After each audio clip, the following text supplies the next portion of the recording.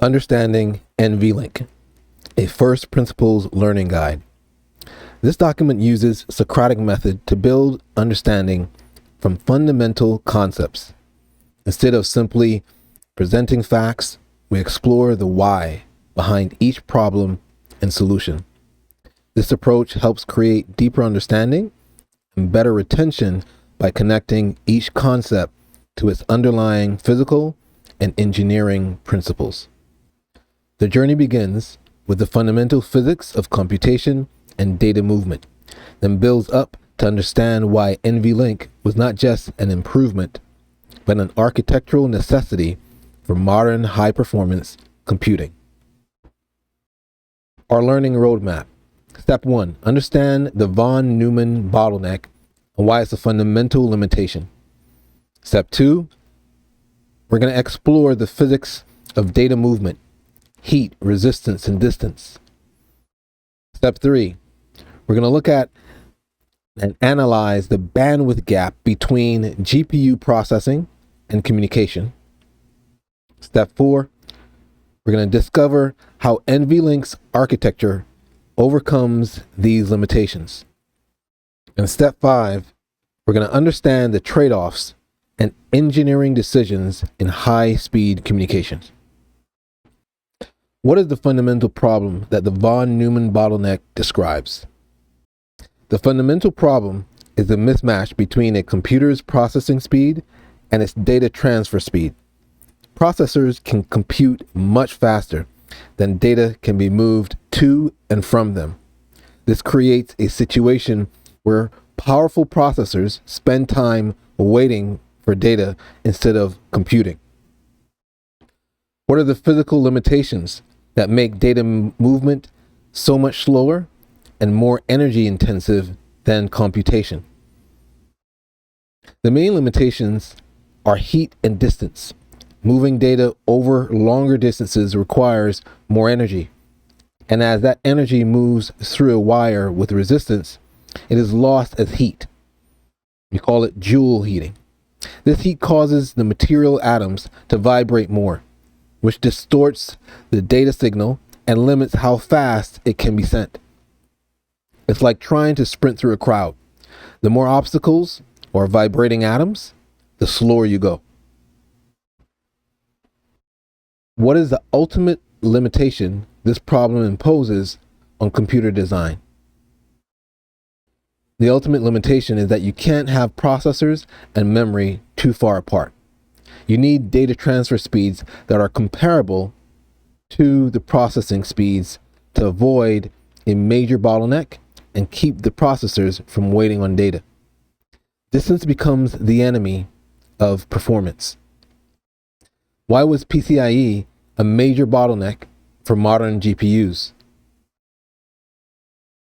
PCIe provides a maximum bandwidth of around 32 gigabits per second, while the internal memory bandwidth of a modern GPU, like NVIDIA's H100, is about 900 gigabytes per second.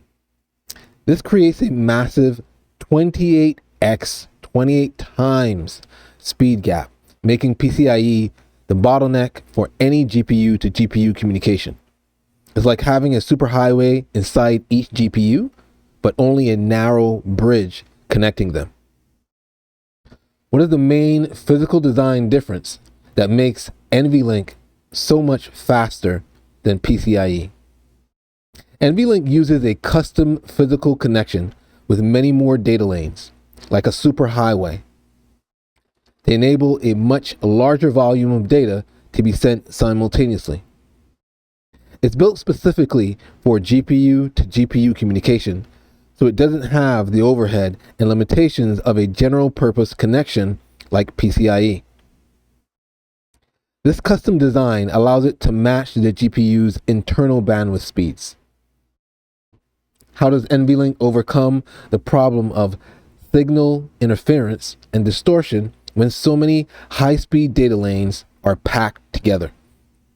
NVLink's design anticipates that signals will get distorted rather than trying to fight physics. Instead of attempting to eliminate all interference, it uses advanced error correction to detect and fix any garbled data on the receiving end. ensuring the data is transferred accurately at very high speeds. This expect and correct approach is more efficient than trying to achieve perfect signal transmission. What is the drawback of using error correction in a high-speed connection? Error correction uses up some of the available bandwidth.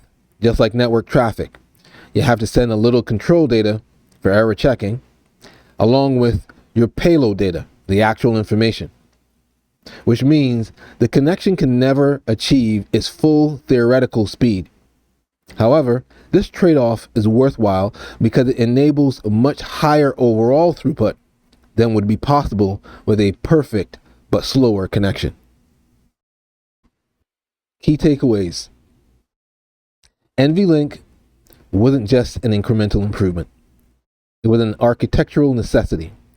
The physics of data movement created a fundamental bottleneck that PCIe couldn't overcome, requiring a completely new approach to high-speed inter-GPU communication. The problem: the von Neumann bottleneck. Processors wait for data. We had the physics limitation, that of heat, distance, and resistance. There was also the problem of the PCIe bandwidth gap, 28 times slower than GPU internal speed. And there was that AI workloads require constant GPU to GPU communication. The solutions: custom connection design specifically for GPUs, many more data lanes for parallel transmission, shorter distances between connected GPUs, and also error correction instead of perfect signal transmission. Why this matters for modern computing. For modern AI and high-performance computing workloads, GPU must work together as a unified system. Without NVLink's bandwidth matching the GPU's internal speeds, these systems would face exponential performance degradation. NVLink enables GPUs to act as one massive processor, making possible the large-scale AI training and inference systems that power today's breakthroughs in artificial intelligence. The creation of NVLink represents a perfect example of how understanding fundamental physics constraints leads to innovative engineering solutions. Rather than incrementally improve existing standards, NVIDIA recognized that the magnitude of the problem required a completely new approach, an approach they continue to reap the benefits of.